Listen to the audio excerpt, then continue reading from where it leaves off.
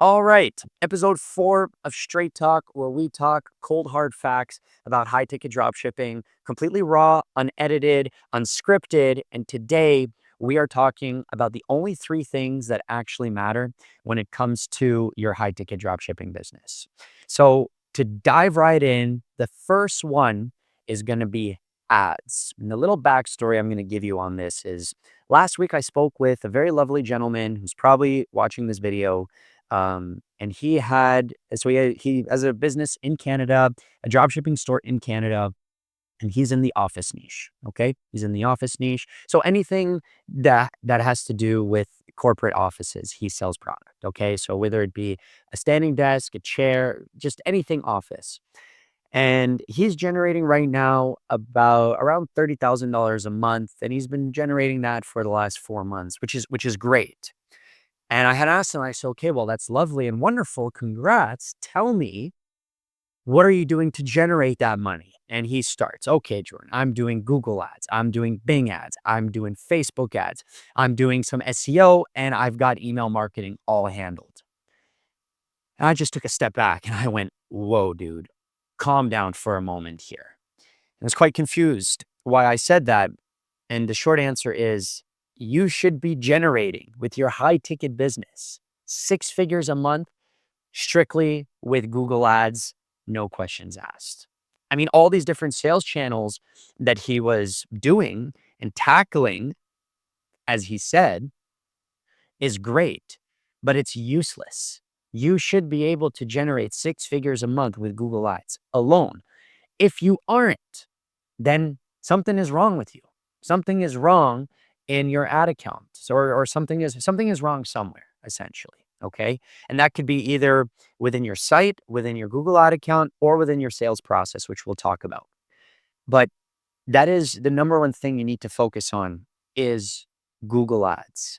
And the amount of examples I have of this is insane and laughable when I think, there are guys in this game that join and 6 months in, they are further ahead than the guy who's been in the game for 2 years. And the only difference between the guy who's been doing, this business for 6 months and the guy who's been doing it for 2 years is the guy who's been doing it for 6 months spent all his time on Google Ads versus the guy who's been doing it for 2 years has spent all his time worrying about the colors on his website and the color of his add to cart and checkout button.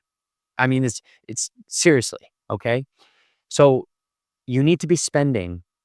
The first thing you need to be doing is spending as much time as possible in your Google ad account. Not only in your Google ad account, but studying and learning Google ads, how to structure your ad account, the best ways of scaling your ad account. I mean, there's just so much, which I can make a whole separate video on. Um, but Google Ads is number one. In fact, I have a lovely, amazing, amazing contact that supports me in my ad account because although I have a foundational knowledge, I'm certainly no industry expert who supports me greatly when it comes to my ad account. So if you want that contact, definitely let me know. I'd be glad to hook you up. But first one is Google Ads. Okay. After you've mastered Google Ads and you are generating, 6 figures with your store and within your niche, then you can branch off into all the other sales channels. Until then, it's not needed. Okay. It's not needed. So that's going to be the first one. The second thing that you need to be focusing and constantly doing with your high ticket dropshipping business is reaching out to new suppliers slash entering new product. So the game of high ticket dropshipping, if you want to think of it in a linear sense, is the more product I have, the more sales I'll make, which means the more suppliers I have, the more sales I'll make. And it's very low key, the God's honest truth, because there are what I call golden suppliers out there. They are everywhere, but you got to find them. And typically, the way it works is for every 10 suppliers, you'll find 1 to 2 gold suppliers. Let me explain. If you onboard 10 suppliers, here's the breakdown. Out of the 10 suppliers, 1 or 2 of them will be gold, which means that you generate great sales with them. You get great support from them. I mean, these are brands that you could scale to the flipping moon. Okay. The other three are going to be bread and butter brands. Okay. So you make sales. They're nothing crazy, but you know what? Every other day you get a good sale out of it. You get good support from the brand, but they aren't going to retire you. Okay. And then the other five are shitsters. They're dead in the water. They're useless. You don't even market these brands or spend any ad dollars towards them because they just suck. That's how it works. So if you have 10 suppliers right now, you probably have identified your one gold brand, your 3 to 4 bread and butter brands, and then the five that are just absolutely shite. So now my simple answer to you is go get another 10. You want to increase your sales? Go get another 10 suppliers. Because out of those 10 suppliers, again, you'll find 1 to 2 gold ones, 3 to 4 bread and butter ones, and the rest will be shit. And then again, I'll tell you, go get another 10 after that. And that game is just a rinse and repeat. It never ends. Now, how often should you reach out to suppliers? When do you know that you're annoying and whatnot? Again, it's too much thinking. Just reach out. Don't stop reaching out until they tell you to either fuck off or they approve you. Now, obviously, within reason, okay? People who have declined me of being an authorized dealer, I'm not obviously going to be calling them the very next day and asking them again, but I'm very, very persistent. Every single month, I will check in, I will email, I will say hello, and just keep myself at the back of their head. So when the time comes that they're looking for a new dealer, I'm the first one at the top of their mind, okay? And that pairs with entering more product. All right.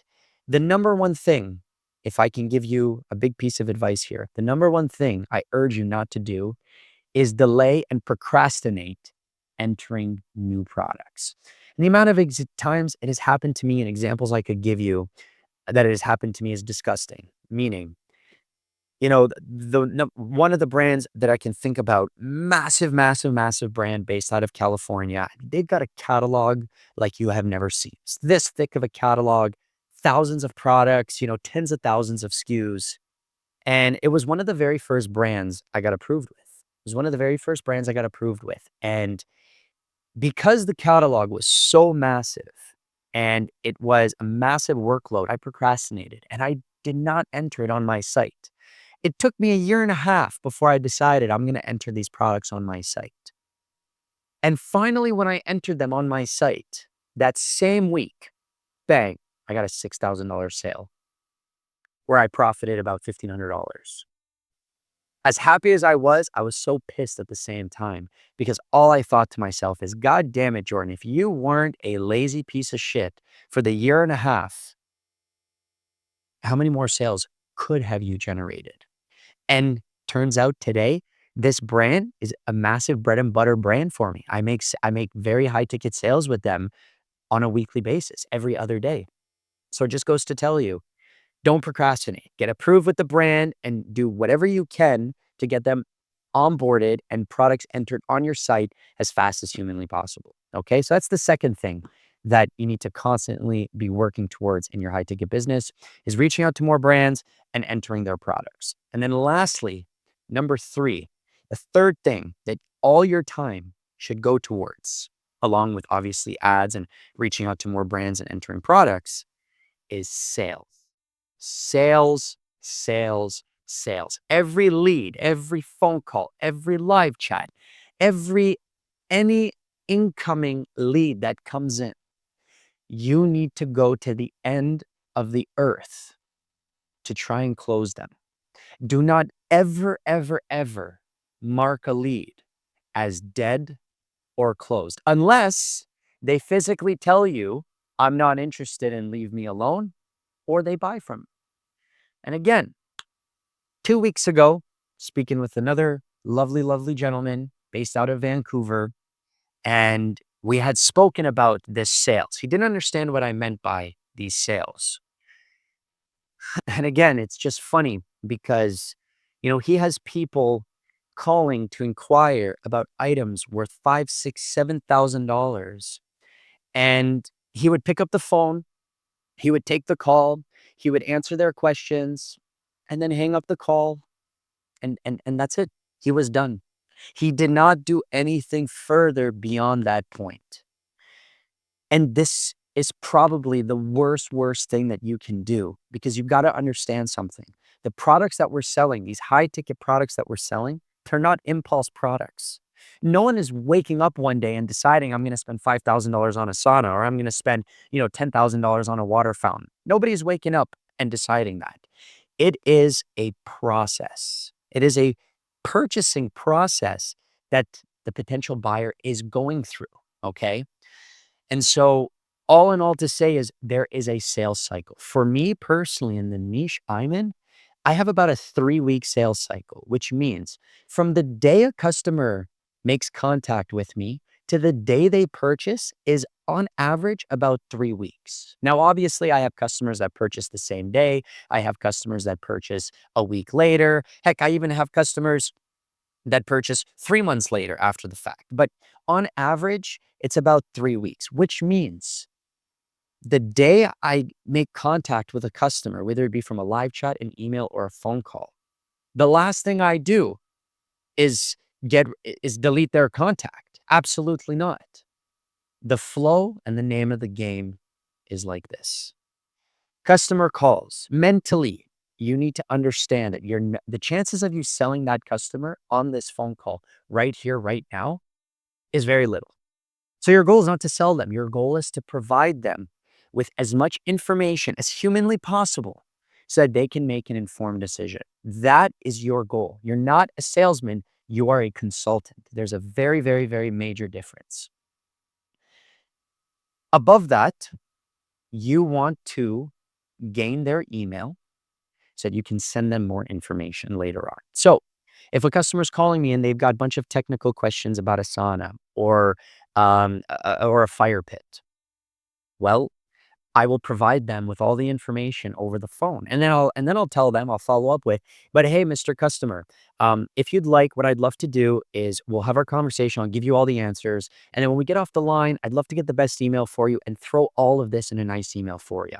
I'll, rewrite the answers in the email for you. I'll attach the installation manual for you. I'll attach a nice brochure that you can visually see. That way, later on tonight, you can digest more of that information. Because although I know we're talking about a lot of things right now, and it's a lot, right? And I completely understand that. So if you'd like, Mr. Customer, I could definitely do that for you. And you should see the reactions I get when I offer this. They go, wow, you you are going to follow up with me? You're going to spend extra time for me in giving me the answers I need to make a decision? Wow. Like, this is truly unheard of. This is one of the many ways that we stand out within our business. But again, that's a conversation for another day. But this is what you need to be doing. And then from there, the game starts. The follow-up game starts. I send an email today. I will follow up with them the very next day, not to continue the conversation, but to make sure they received my email. You received my email? Great. You have any more questions since I'm on the line with you? No? Okay, lovely. Boom. It, ball's in their court. I'll give them 2 days. In 2 days, I will follow up again with a lovely email. Then I wait 2 days again. Then I'll give them a phone call and say, hey, so where are we at? What's on your mind? Okay, where are we at? What's on your mind? And then you take it from there. Okay, and I've had customers that I have followed up with for 3 months, and they never answered the phone or answered my emails. And I was this close marking them as dead. And then I thought, you know what? I'm going to try one more time. Just one more time. I'm going to pick up the phone and call them. And guess what? That one more time that I called, they ended up picking up the phone. And guess what? That led to a $4,000 sale. I'll be damned. And ever since that day, I will never, ever mark a sale as dead. Again, unless they tell me they're not interested, to fuck off, or they purchase from me.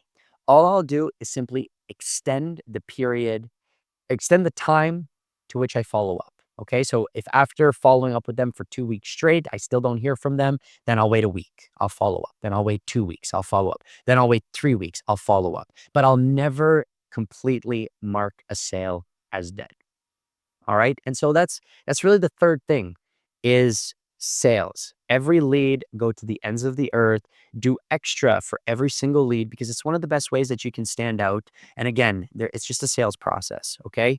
Your job is to give a customer all the information so that they can make an informed decision. And again, there's a sales process. Okay. No one is going to buy from you the same day. If they do, great. But the majority of the time, it takes a couple days or a couple weeks for them to get over that hump and plunk down, the $4, 5, $6,000 for, the items that you're selling or the item.